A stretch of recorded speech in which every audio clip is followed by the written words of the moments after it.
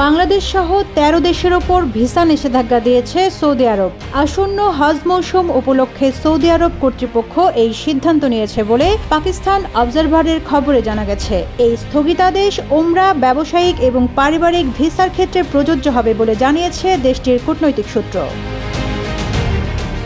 পাকিস্তানের সংবাদ মাধ্যম ARY নিউজের প্রতিবেদনে জানা গেছে, স্থগিত হওয়া ভিসা জুনের মাঝামাঝি পুনরায় চালু করার কথা রয়েছে সৌদি কর্তৃপক্ষের।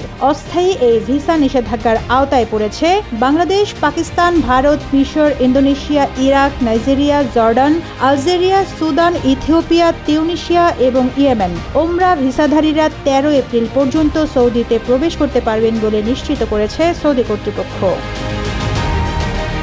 প্রতিবেদনে বলা হয়, অবৈধভাবে হজ পালন ঠেকাতে এই পদক্ষেপ নিয়েছে সৌদি সরকার। কেননা আগে অনেক হজযাত্রী মাল্টিপল এন্ট্রি ভিসায় সৌদিতে প্রবেশ করে সেখানে অবৈধভাবে অবস্থানের চেষ্টা করেছে, যার ফলে হজের সময় অতিরিক্ত ভিড় এবং নিরাপত্তা ঝুঁকি তৈরি হয়। এই অস্থায়ী নিষেধাজ্ঞার পেছনে আরেকটি বড় কারণ হচ্ছে, সেখানে ভ্রমণ ভিসায় যাওয়া ব্যক্তিরা অবৈধ উপায়ে কাজ করে। ব্যবসায়িক এবং পারিবারিক ভিসায় প্রবেশ করা অনেক ব্যক্তি সেখানে অনুমতি ছাড়াই কাজের চেষ্টা করেন, যা ভিসার শর্ত ভঙ্গ করে এবং শ্রমবাজারে ব্যাঘাত সৃষ্টি করে।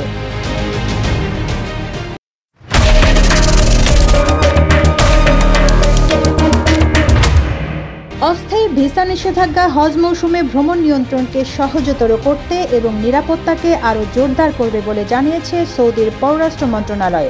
জরিমানা এড়াতে অবৈধ ভ্রমণকারীদের এই নতুন নিয়ম মেনে চলার আহ্বান জানিয়েছে তারা।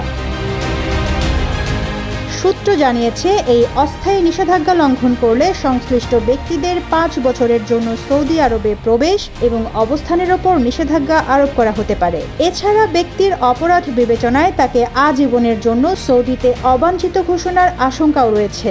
কর্মকর্তারা নিশ্চিত করেছেন যে জুনের মাঝামাঝি থেকে ভিসা প্রক্রিয়া পুনরায় স্বাভাবিক হবে। Rizwana Rinti, news desk, Ittefaq.